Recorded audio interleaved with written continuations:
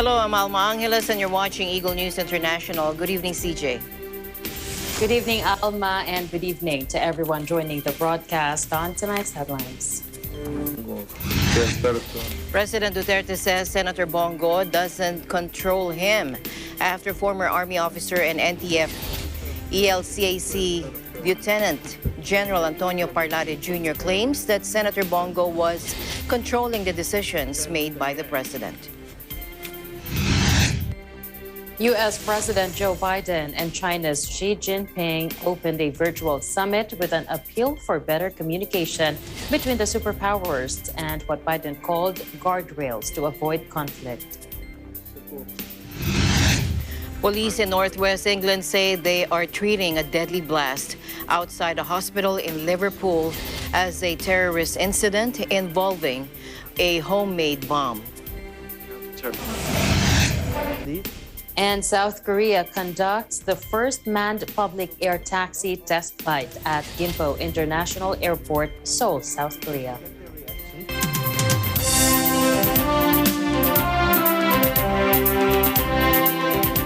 First in our news, President Duterte said Senator Bongo does not control him. This after former Army officer and NTF LCAC spokesperson, Lieutenant General Antonio Parlare Jr., claims that the senator was controlling the decisions made by the president. Let's listen in. Chairperson, kailangan ko si Bong actually. Hindi sa lahat. Because Bong is the chairperson sa Senate Committee on Health and Demography. Health kanya eh. So mabuti lang siya nandito. But he does not control anybody. He does not control me. He is here to do his duty. Na may matanungan tayo kaagad. Department of National Defense Secretary Delfin Lorenzana also dismissed the claims. Lorenzana said the president stands by his own decisions, has always been firm in his directives to us who are working for him, and is not as easily swayed or influenced by others as purported by the general. U.S. President Joe Biden and China's Xi Jinping opened a virtual summit yesterday with an appeal for better communication between the two superpowers and what Biden called guardrails to avoid conflict. Take a look. As I've said before, it seems to me our responsibility as leaders of China and the United States is to ensure that the competition between our countries does not veer into conflict, whether intended or unintended. Just simple, straightforward competition. 当前中美发展都处在关键阶段。人类是一个地球村，我们面临着诸多的挑战。中美作为世界前两大经济体和联合国安理会的常任理事国，应该加强沟通和合作。 Both Biden and Xi emphasized the need for their countries to work together on major global issues, especially COVID-19 and climate change. The topic of extended discussion, according to U.S. officials, was Taiwan, a self-ruled island democracy claimed by China, which lives under the constant threat of invasion by its larger, more belligerent neighbor. Biden said the U.S. strongly opposes unilateral efforts to change the status quo or undermine peace and stability across the Taiwan Strait, referring to China's ramped-up displays of military force and verbal threats. Now, the White House also reiterated long-standing U.S. policy that does not recognize Taiwan's independence, but supports defense of the island. However, she chided Taiwan's efforts to bolster support among U.S. politicians and compared encouraging independence to playing with fire. If Taiwan independence separatists' forces provoke us, coerce us, or even cross the red line, we will have no choice but to take decisive measures. That, according to Xi, in a not-so-veiled threat of conflict. However, the White House sought to temper expectations with the officials, saying that the summit is not a meeting where we expect deliverables to be coming out. Meanwhile, the United States denounced Russia on Monday for conducting a dangerous and irresponsible missile strike that blew up one of its own satellites, creating a debris cloud that forced the International Space Station's crew to take evasive action. Washington wasn't informed in advance about the test, only the fourth ever to hit a spacecraft from the ground, and we'll talk to allies about how to respond according to officials. Let's listen in. In addition, this test will significantly increase the risk to astronauts and cosmonauts on the International Space Station, as well as to other human spaceflight activities. Russia's dangerous and irresponsible behavior jeopardizes the long-term sustainability of outer space and clearly demonstrates that Russia's claims of opposing the weaponization of space are disingenuous and hypocritical. The United States will work with our allies and partners to respond to Russia's irresponsible act. The move reignites concerns about the growing space arms race, encompassing everything from the development of satellites capable of shunting others out of orbit to laser weapons. The crew aboard the orbital outpost, currently 4 Americans, a German, and 2 Russians, were awakened and first asked to close the station's hatches and then take shelter in their return ships, the standard safe haven alarm procedure in the event of an emergency that might force evacuation. They made their way to the Dragon and Soyuz spacecraft at 2 a.m. Eastern Time and remained there for about 2 hours, according to NASA. The ISS continues to pass near or through the cloud every 90 minutes. In a strongly worded remark, Secretary of State Antony Blinken said the danger was far from over and that the debris would continue to threaten satellites and activities on the ISS. The United States was discussing its response with partners, he added. Russian space agency Roscosmos downplayed the incident. It said the orbit of the object, which forced the crew today to move into spacecraft according to standard procedures, has moved away from the ISS orbit. The station is in the green zone, according to the agency in a tweet. In a related news, Russian Foreign Minister Sergei Lavrov dismisses U.S. accusations that Moscow blew up one of its own satellites with a missile strike that created a debris cloud threatening the International Space Station. Take a look. Заявлять, что Российская Федерация создает риски для деятельности по мирному использованию космического пространства, но это по меньшей мере лицемерие. Как вы правильно сказали, фактов никаких нет. In its first comments following the U.S. accusations, Russia's Roscosmos space agency did not deny there had been a missile strike. It said its automated warning system for dangerous situations was continuing to monitor the situation in order to prevent and counter all possible threats to the safety of the International Space Station and its crew. For us, Roscosmos said, the main priority has been and remains to ensure the unconditional safety of the crew. Now, Russian state news agencies reported that Roscosmos chief Dimitri was expected to meet NASA officials on Tuesday. NASA chief Bill Nelson said on Monday he was outraged by the irresponsible and destabilizing action. Yuri Shvitkin, deputy chairman of the Russian lower house of Parliament's Defense Committee, said Washington's accusations did not correspond to reality. Russia, he said, is not engaged in the militarization of space, and he was cited by the Interfax news agency as saying that we have been and are against the militarization of space. Now, despite the tension, the U.S. and Russia have maintained strong space ties since the end of the Cold War, cooperating closely on the ISS, which they built together. In other news, police in northwest England say they are treating a deadly blast outside a hospital in Liverpool as a terrorist incident involving a homemade bomb. Take a look. Our inquiries indicate that an improvised explosive device has been manufactured, and our assumption so far is that it was built by the passenger in the taxi. The reason why he then took it to the women's hospital is unknown, as is the reason for its sudden explosion. We are, of course, aware that there were remembrance events just a short distance away from the hospital, and that the ignition occurred shortly before 11 a.m. We cannot at this time draw any connection with this, but it is a line of inquiry which we are pursuing. Although the motivation for this incident is yet to be understood, given all the circumstances, it has been declared a terrorist incident, and counter-terrorism policing are continuing with the investigation. The circumstances, as we understand them to be, are that yesterday, shortly before 11 a.m, a local taxi driver picked up a fare in the Rutland Avenue area of Liverpool.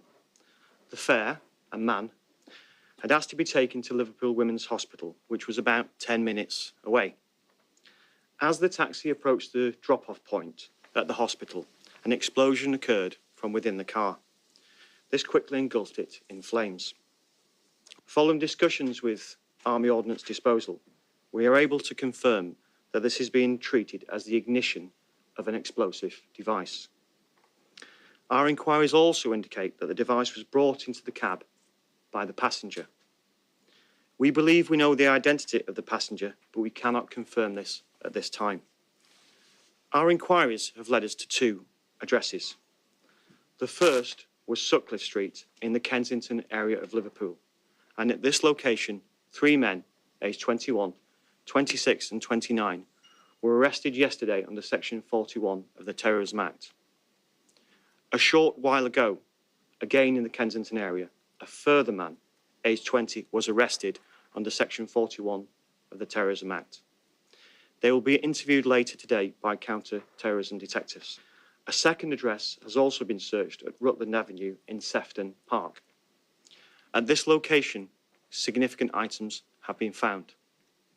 Further searches will be necessary today and potentially into the coming days.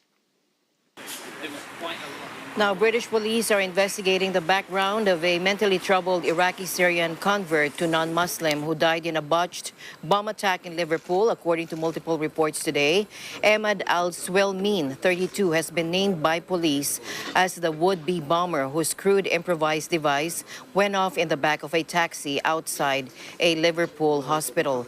He was killed while the quick-thinking taxi driver escaped with minor injuries after locking al-Swelmin inside his cab.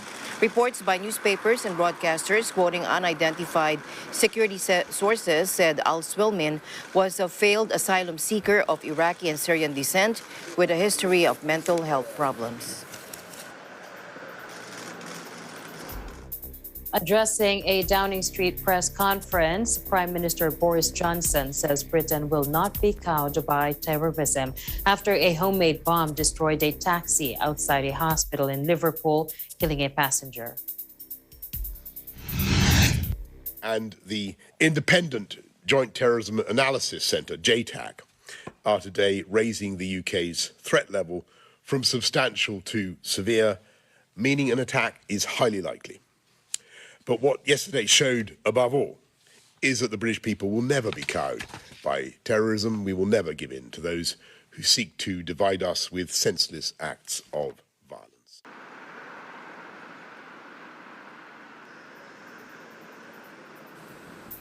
Meanwhile, Ukrainian Foreign Minister Dimitri Culba describes a deteriorating situation with Russia during a visit to NATO. NATO Chief Jens Stoltenberg on Monday cautioned Moscow against any aggression after large and unusual concentrations of Russian forces were spotted at Ukraine's border in recent weeks. Take a look. In Ukraine's view, what we currently see along the border is not a purely military buildup, because Russia already brought a military armada to our borders in spring and has never really withdrawn it since. What we see now is a deteriorating situation where Russia is demonstrating that it can quickly activate the already amassed troops and equipment, and that every option, including the military one, is on the table for Russian leadership. I think none of us should speculate too much, but the fact is that we see an unusual concentration of forces, of military Russian capabilities, and that we have seen that Russia has demonstrated the will to use these forces against the neighbors, Ukraine, Georgia, and also the coercion there. The United States has been voicing increasing concern to allies over the recent Russian troop movements at the frontier with Ukraine. Secretary of State Antony Blinken said last week it would be a serious mistake for Russia to engage in a repeat of what it did in 2014 when it seized Crimea from Kiev. And on Monday, Germany's foreign ministry urged Moscow to exercise restraint at the Ukrainian border. Russia sparked major alarm at the NATO back in spring that it could be looking to intervene in Ukraine with a huge buildup of troops at the border. An apparent drive-by shooting near a Colorado high school left 6 teenagers in hospital, according to police, as the specter of gun violence raised head again in the United States. Witnesses spoke of around 30 shots being fired, and police said they had recovered multiple rounds of different calibers at a park in Aurora, a municipality in Denver's suburbs. Aurora Police Chief Vanessa Wilson said there appeared to have been more than one shooter and that the department's gangs unit was involved in the investigation. Wilson said 5 teens aged between 14 and 17 had been taken to hospital, one of whom was in emergency surgery. A 6th person, age 18, was treated for minor injuries after arriving at hospital on their own. Now the victims, all of whom were expected to survive, are students at nearby Central High School. Colorado is no stranger to such violence, having suffered 2 of the most infamous mass shootings in U.S. history. In 1999, 2 boys shot and killed 12 classmates and a teacher at Columbine High School. Then in 2012, a heavily armed man stormed a movie theater in Aurora, murdering 12. The gunman is now serving a life sentence without the possibility of parole. Last March, a gunman killed 10 people, including a police officer, at a grocery store in Boulder County, 50 kilometers or 30 miles outside Denver. Mass shootings and other gun violence are huge problems in the United States, issues that gun control advocates say are fueled by the prevalence of firearms and relatively lax laws. In other news, relentless rain battered Canada's Pacific coast, forcing a town's evacuation and trapping motorists as mudslides and rocks and debris were washed across major highways. Some 275 people, according to local media, were stuck overnight in their cars between 2 mudslides on Highway 7 near the town of Agassiz in British Columbia since the morning. Additional mudslides near Lillooet and Hague pinned down more travelers, according to the province's Public Safety Minister Mike Farnworth in a news conference. He also said many people have been rescued by helicopters from mudslides near Agassiz. Meteorologist Tyler Hamilton commented on social media that Abbotsford in the past 140 days had experienced both its warmest and wettest days ever. Environment Canada said up to 250 millimeters or 10 inches of rain, what the region normally gets in a month, was expected by the day's end in and around Vancouver, which was also hit last week by a rare tornado. The extreme weather comes after British Columbia suffered record high temperatures over the summer that killed more than 500 people, as well as wildfires that destroyed a town. 2 explosions hit Uganda's capital, Kampala, on Tuesday, injuring about 24 people in what police termed an attack on the city, the latest in a string of blasts targeting the country. Now, the explosions went off in the central business district of Kampala near the central police station and the entrance to parliament, according to police. David Nuwamanya, the hospital's principal administrator, told AFP that 27 people, all adults, had been admitted following the explosions. Health Ministry spokesman Ainabuna Emmanuel said on Twitter 4 people were in critical condition. The twin attacks follow 2 blasts last month, a bus explosion near Kampala that wounded many people, and a bombing at a roadside eatery in the capital that killed 1 woman. Police said last month both those attacks were connected and were carried out by the Allied Democratic Forces, or ADF, an armed group active in the Eastern Democratic Republic of Congo that the U.S. has linked to the Islamic State group. Parliament canceled its Tuesday session following the attacks, asking members to avoid the area as security forces are working hard to restore order. The premises were put under tight security, with heavily armed soldiers securing the area as forensics officers in white overalls inspected the blast site for clues. The U.S. Embassy in Kampala warned its citizens to steer clear of the area and to monitor local news. Myanmar's junta has charged Aung San Suu Kyi with committing electoral fraud during the 2020 polls, according to state media, the latest in a barrage of allegations against her since her party won in a landslide. Detained since the putsch, Suu Kyi, 76 years old, has been charged with illegally importing walkie-talkies, sedition, and corruption, and faces decades in jail if convicted. 15 other officials, including former President Win Myint and the former chairman of the Election Commission, face the same charge, according to the report. Suu Kyi's National League for Democracy, or NLD, saw its support increase in the 2020 vote compared to the 2015 election, trouncing a military-aligned party. But the junta has cited fraud during the poll as its reason for seizing power and ending Myanmar's democratic interlude. Suu Kyi will hear the verdict in her trial for incitement against the military on November 30, according to a source with knowledge on the matter. She faces 3 years in jail if convicted. Junta Chief Min Aung Hlaing has said fresh elections will be held and the state of emergency lifted by August of 2023, extending the initial timeline the military gave when it seized power. Staying in Myanmar, an American journalist jailed for 6 months by the country's military ruler said after his shock release that he battled to stay sane and feared his ordeal would not end, while insisting he should never have been detained. Danny Fenster, handed an 11-year sentence last week for incitement, unlawful association, and breaching visa rules, was freed on Monday, a day before he was to face terror and sedition charges that could have seen him jailed for life. The 37-year-old looked gaunt, with his hair and beard grown longer during captivity as he emerged from a jet in the Qatari capital Doha with former U.S. diplomat Bill Richardson. No, I'm feeling all right physically. It's just the same privations and things that come with any form of incarceration. You just go a little stir crazy.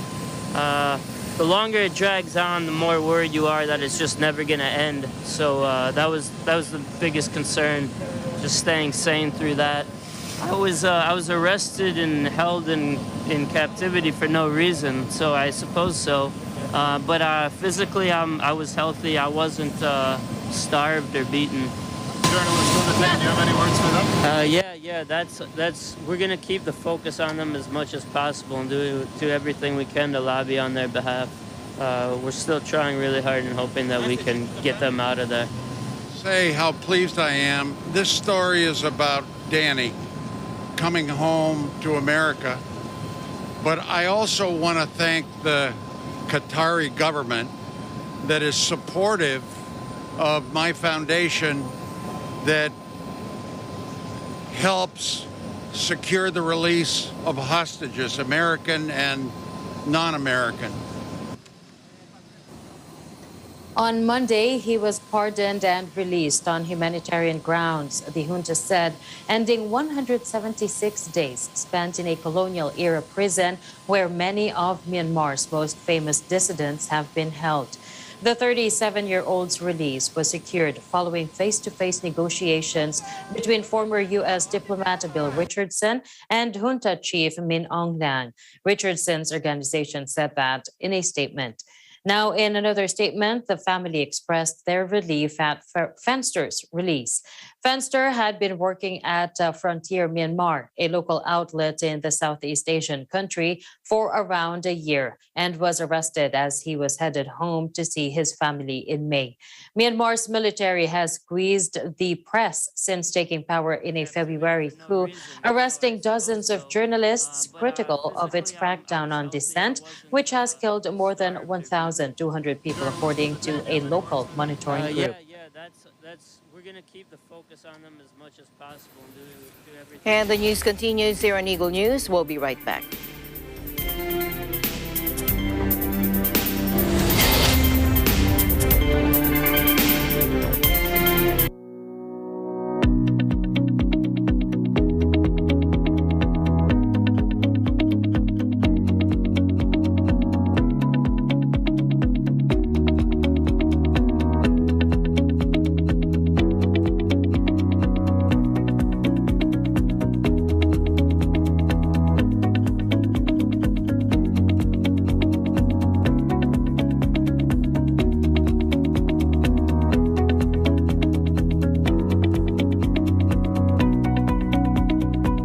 Mula noon hanggang ngayon, gabay natin ang MTRCB ratings sa matalino at responsableng panonood.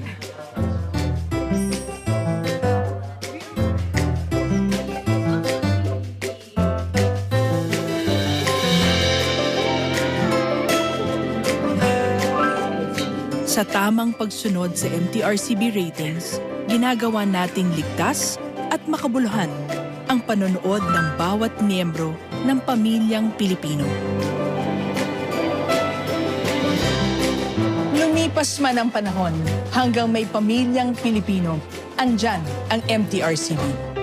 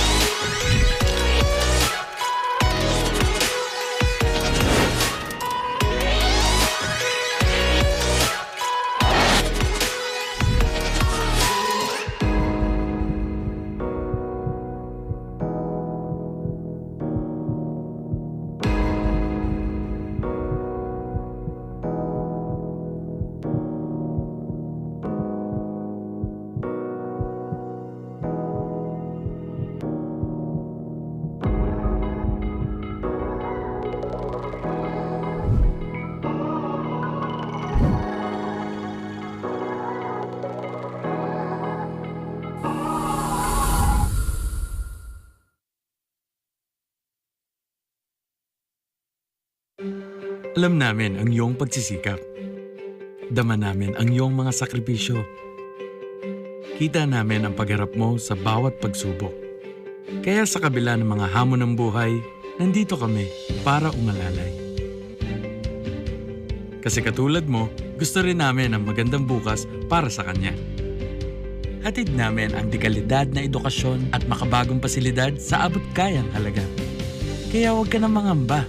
Sasamahan ka namin tuparin ang mga pangarap niya.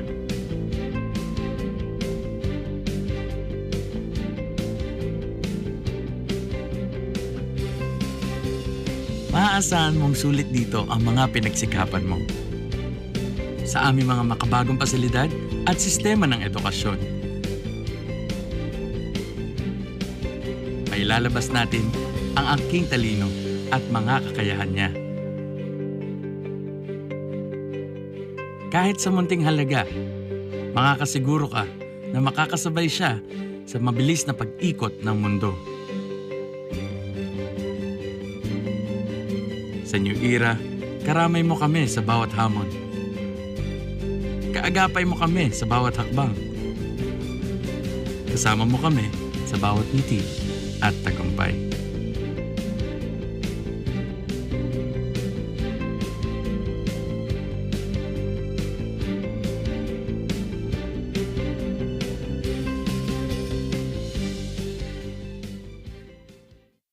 I'm Alex Calleja, isang podcaster, YouTuber, writer, director, at isang stand-up comedian for more than 12 years.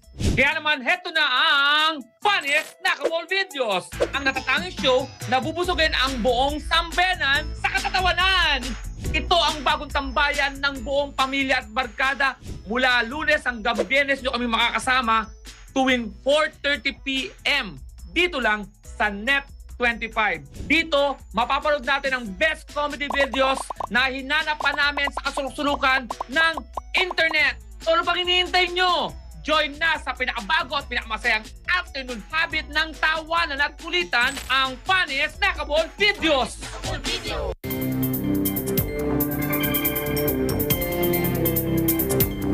Welcome back. President Duterte on Monday night named Cabinet Secretary Carlo Nograles as acting presidential spokesperson, replacing lawyer Harry Roque, who filed his certificate of candidacy for senator in the 2022 elections. Now, Nograles, a lawyer, once served as a spokesperson of the Interagency Task Force for the Management of Infectious Diseases and is currently the head of the Task Force on Zero Hunger, a government's campaign to fight hunger. Take a look.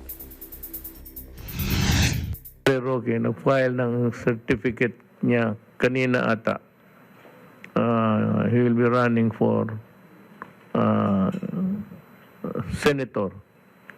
Alam mo, once you file your certificate of candidacy, automatic yan, out ka sa gobyerno.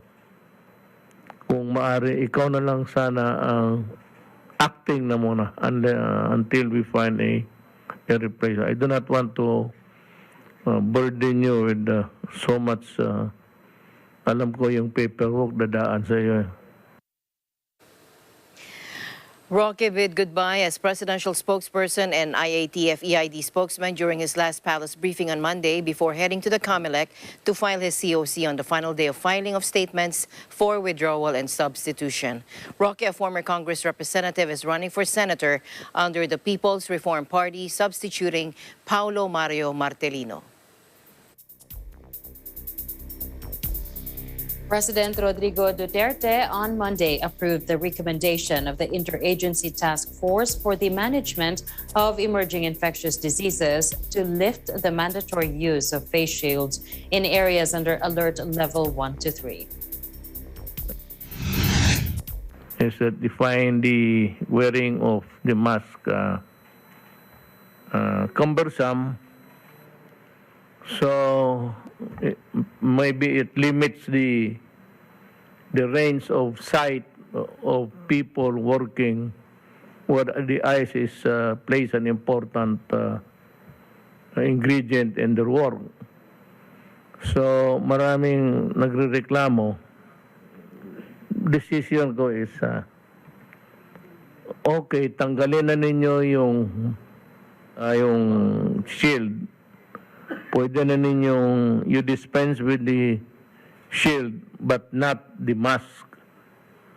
Yung mask will forever remain and it will be a part of our safety measure. Kasi matagal pa itong virus na nasa hangin lang. He urged the public to make sure that the COVID-19 positivity rate in the country will continue to go down by following the health and safety protocols. On Monday, Executive Secretary Salvador Medialdea issued a memorandum detailing the voluntary use of face shields in places with a relatively low COVID-19 alert level. According to the memorandum, the use of face shields in community settings shall remain mandatory in areas under alert level 5 and granular lockdowns. For places under alert level 4, local government units and private establishments are given the discretion to maintain or remove the wearing of face shields policy. People residing in places under alert levels 3 and 2 and 1 can voluntarily use the face shields as their added protection. Meanwhile, the Food and Drug Administration, or FDA, has approved the amended emergency use authorization given to 4 COVID vaccines that may be used as booster shots and additional doses.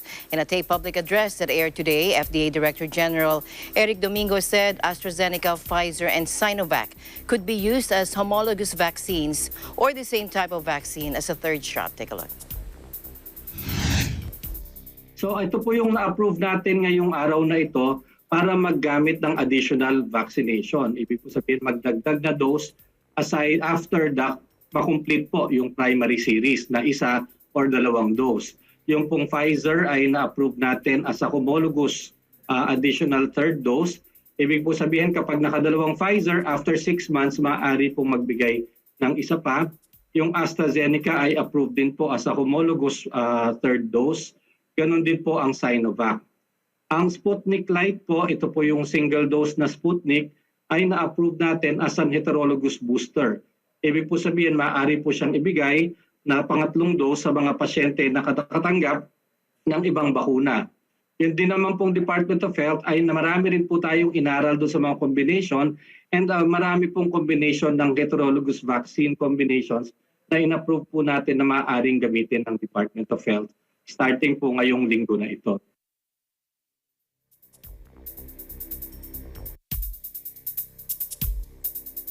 Battered by critics and dire opinion polls, President Joe Biden signed into law the biggest U.S. infrastructure revamp in more than half a century at a rare bipartisan celebration in the White House yesterday. Take a look. My fellow Americans, today I want you to know we hear you and we see you. The bill I'm about to sign along is proof that despite the cynics, Democrats and Republicans can come together and deliver results. We can do this. Thank you, thank you, thank you. $2 trillion package will fix bridges and roads, change out unhealthy lead water pipes, build an electric vehicle charging network, and expand broadband internet, the most significant government investment of the kind since creation of the National Highways Network in the 1950s. U.S. President Joe Biden on Sunday appointed prominent former mayor Mitch Landrieu to coordinate implementation of the country's massive new infrastructure law and oversee the disbursement of its funds. According to CNBC, formerly known as the Infrastructure Investment and Jobs Act, the law includes $550 billion in new spending on the nation's physical infrastructure and represents the largest investment in roads, bridges, ports, water, and rail in years. The measure provides $110 billion for roads, bridges, and major projects, $39 billion for public transit, and $66 billion for railways. It also provides $65 billion to expand broadband infrastructure and $55 billion for clear water investments. Staying in the U.S., longtime ally of former President Donald Trump, Steve Bannon, faced criminal charges of contempt of Congress in Washington. He has refused to testify on the January 6 Capitol assault. On Friday, acting on a referral from Congress, a federal grand jury indicted Bannon for snubbing a subpoena to testify and supply documents to the House Select Committee investigating the violent January 6 attack on the U.S. Congress by Trump supporters. Let's listen in. All the Chinese, I'm telling you right now, this is going to be the misdemeanor from hell for Merrick Garland, Nancy Pelosi, and Joe Biden. Joe Biden ordered Merrick Garland to prosecute me from the White House lawn when he got off Marine One. And we're going to go on the offense. We're tired of playing defense. We're going to go on the offense on this and stand by. Every progressive and every liberal in this country that likes freedom of speech and liberty, okay, should be fighting for this case. That's why I'm here today. For everybody, I'm never going to back down. And they took on the wrong guy this time. Okay? But why don't you just Bannon is a layperson? When the privilege has been invoked by the purported holder of privilege, he has no choice but to withhold the documents. You can't put the genie back in the bottle. Mr. Bannon had acted as his lawyer counseled him to do by not appearing and by not And by not turning over documents in this case, he didn't refuse to comply. He made quite clear that if a court ordered him to comply, he would do that. But he had an obligation to honor the privilege that was invoked. Why the criminal Xi talks to Biden today, remember, take down the CCP for everybody to get her. I want to thank everybody. Hey, Mr. Bannon, have you spoken? Follows the facts and the law and pursues equal justice under the law. I assume here you can take off your mask? Yes. We're outdoors. You see these signs right here? 67 years old was indicted by a grand jury with 2 misdemeanor counts of contempt, each one carrying a penalty of 1 month to 1 year in jail and a fine of up to $100,000. Bannon was among dozens of people who have been called to testify on the violent attack aimed at shutting down Congress over Trump's claims that Biden had won the election due to voter fraud. The attack, which left 5 people dead, succeeded in delaying the joint House-Senate election certification session for several hours. The committee is probing whether people close to and advising Trump encouraged or possibly helped steer Trump supporters into attacking the Capitol. President Rodrigo Duterte has picked Court Administrator Jose Midas Marquez as the new Associate Justice of the Supreme Court. Take a look. This just in, I'd like to announce that Executive Secretary confirms that Jose Midas Marquez has been appointed Associate Justice of the Supreme Court. Congratulations to Justice Jose Midas Marquez. Marquez replaced retired Associate Justice Edgardo de los Santos, according to a statement released by the Office of Executive Secretary Salvador Medialdea. At 55, he is the second youngest member of the Supreme Court, next to Ramon Paul Hernando, who is 6 months younger. The appointment brings to 12 the justices appointed to the High Tribunal, with Associate Justice Benjamin Cagiao, Marvic Leonen, and Estela Perlas Bernabe, the remaining appointees of past administrations.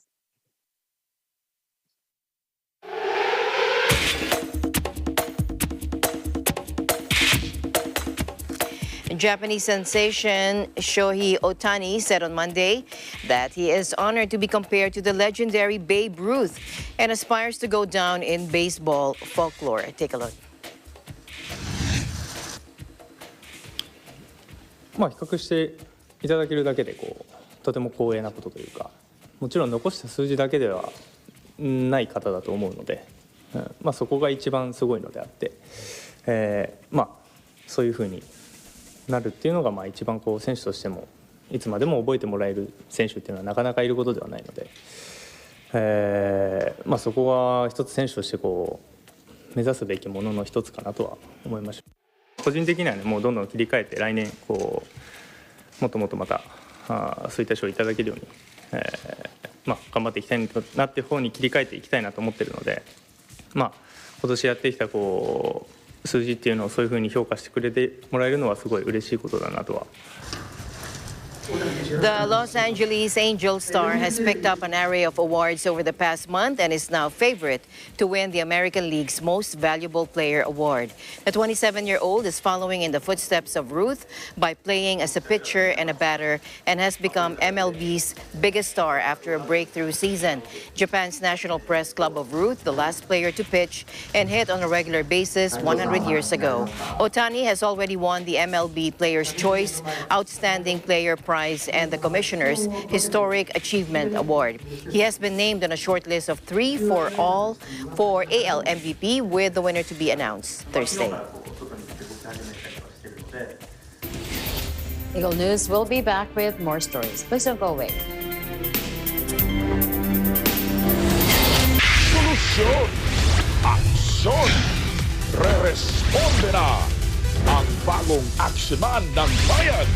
Abangan, Responde, Mata ng Mamamayan, dito sa Net 25. Well, Welcome back. And finally, in our news, South Korea conducts the first manned public air taxi test flight at Gimpo International Airport in Seoul, South Korea.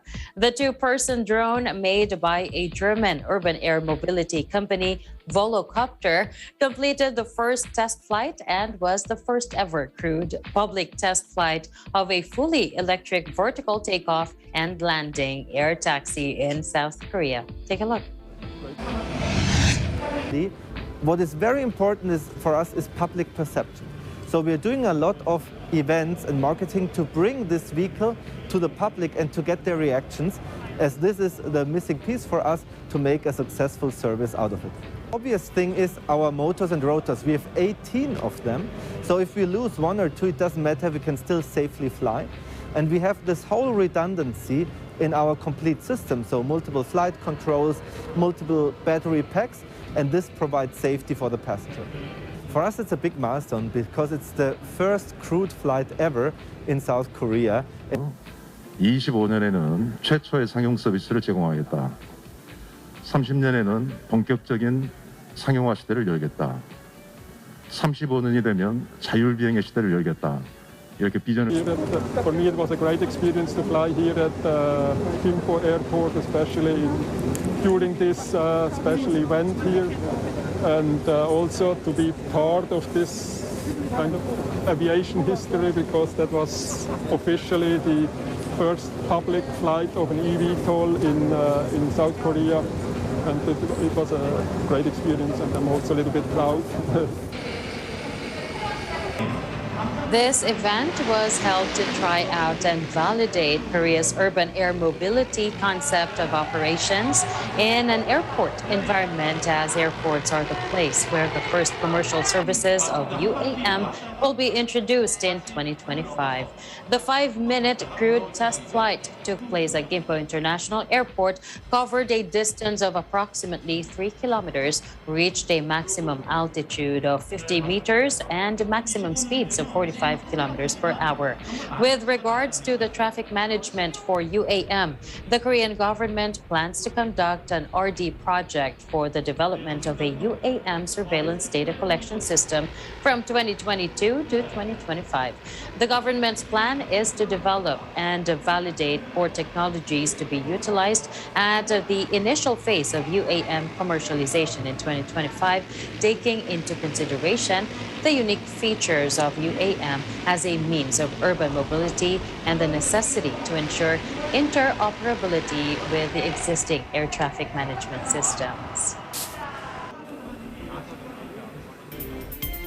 No more traffic then. 2025 is not so far away. Yeah. And that's it for tonight's broadcast. Thank you so much for joining us. I am CJ Hero. The news continues tomorrow. And at the end of the day, there remains so much more to be grateful for. We'll see you back tomorrow. I'm Alma Angeles, and we live in interesting times.